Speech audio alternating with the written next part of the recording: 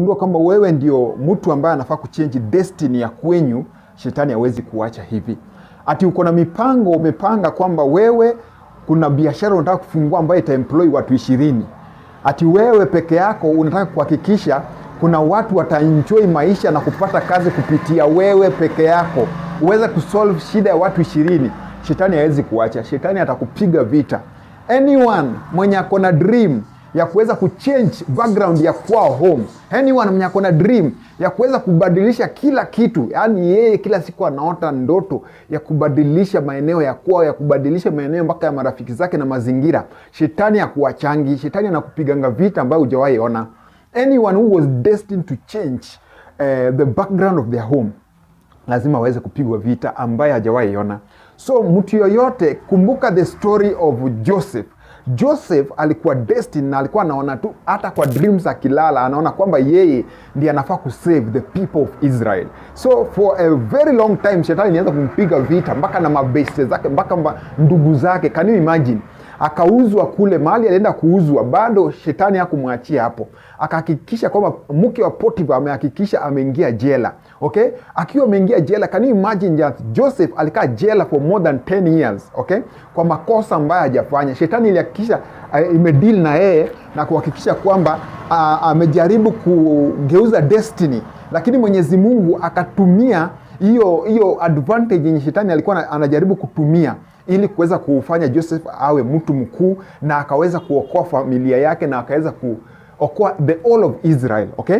Now nataka kukukumbusha tu wewe mwenye uko na like malengo ya kubadilisha vitu, like uko na malengo ya kuleta change to your home.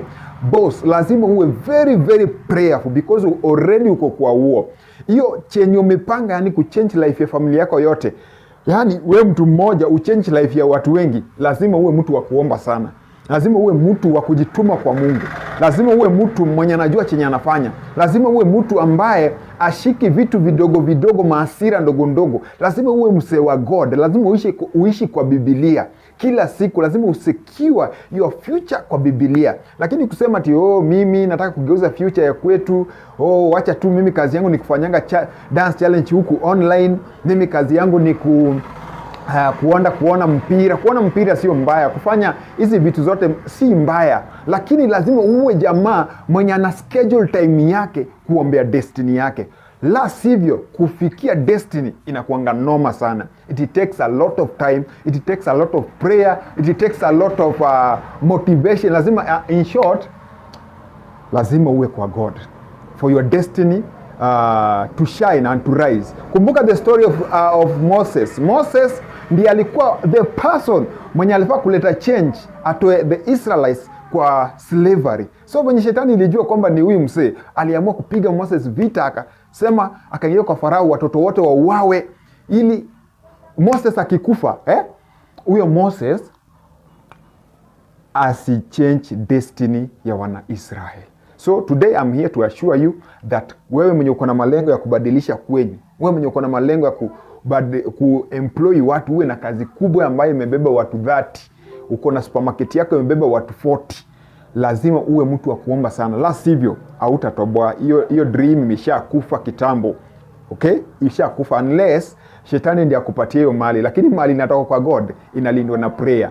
Ili destiny ya God iwork vizuri, inalindwa na prayer, ina work na prayer. So you must be prayerful every day and let God be your God.